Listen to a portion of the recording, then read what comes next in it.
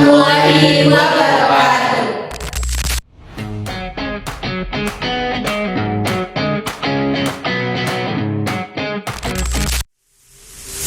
Perkenalkan, kami dari kelompok 2D ingin mempresentasikan hasil diskusi kami mengenai rencana aksi terhadap keamanan barang pribadi di Mahat Siber Syekhul Jati. Perkenalkan, nama saya Valdini Sandra Albaranzi dengan nomor NIM 2484110024. Ingin menjelaskan sedikit tentang tugas pokok kelompok kecil D. Di sini, kelompok D itu bertugas untuk mengembangkan rencana tindakan agar bisa mendapatkan hukuman atas kebijakan yang telah kami buat untuk bisa diterima dan diimplementasikan oleh pihak yang berwenang. Nah, kami juga akan mempresentasikan hasil grafis dari rencana kerja yang telah kami buat. Saya Aura Nuranisa dengan NIM 2484110022. Di sini saya akan menjelaskan tentang perbedaan rencana aksi dan solusi.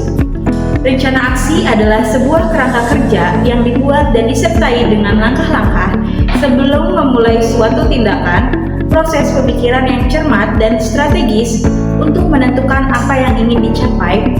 Dengan rencana, bisa membantu dan mengantisipasi masalah serta menyiapkan solusi. Solusi adalah suatu cara untuk mengatasi suatu masalah, tantangan, dan kesulitan. Solusi harus mampu mengatasi akar masalah, bukan hanya gejalanya. Nah, ini berarti solusi harus menghasilkan perubahan positif yang signifikan. Perbedaannya adalah rencana aksi. Bagaimana kita merencanakan sesuatu lalu melakukan tindakan sesuai dengan apa yang sudah kita rencanakan. Sedangkan solusi merupakan jawaban akhir dari suatu permasalahan, tujuan yang diinginkan setelah masalah berhasil diatasi. Saya Hani Syifa Fadila dengan NIM 2484110041. Di sini saya akan menjelaskan mengenai rencana aksi yang perlu dilakukan. Kami telah merangkum sekiranya ada 3 rencana aksi yang perlu dilakukan, yakni yang pertama adalah melakukan survei dan pengumpulan data mengenai ancaman keamanan barang pribadi di Mahat. Hal ini berkaitan dengan pencurian barang pribadi yang ada di Mahat.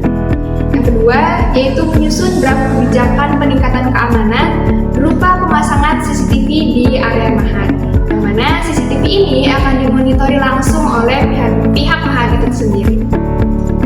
Rencana aksi yang ketiga yaitu penutupan akses tangga, yaitu penutupan 2 tangga samping dan kami akan menggunakan 1 tangga yang ada di tengah saja.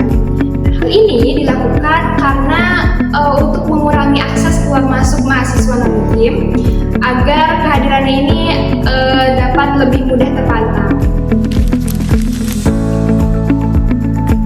Perkenalkan, nama saya Gina Nurani dengan NIM 2484110017. Di sini saya akan menjabarkan mengenai kendala yang dihadapi.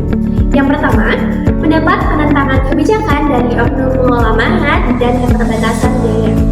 Hal ini umumnya muncul karena perbedaan pandangan terhadap kebijakan yang diusulkan. Atau mungkin beberapa oknum juga merasa bahwa kebijakan tersebut ini tidak berjalan dengan sistem yang sudah berjalan seperti biasanya. Atau mungkin dianggap mengganggu kenyamanan mereka dalam melaksanakan aktivitas sehari-hari. Yang kedua adalah tidak mendapat dukungan dari mahasiswa karena terkesan memberatkan. Mereka menilai bahwasannya kebijakan ini justru menambah beban, baik dari segi waktu, tenaga, ataupun juga tanggung jawab. Perkenalkan, nama saya Wahina Kaputri dengan NIM 2484110027.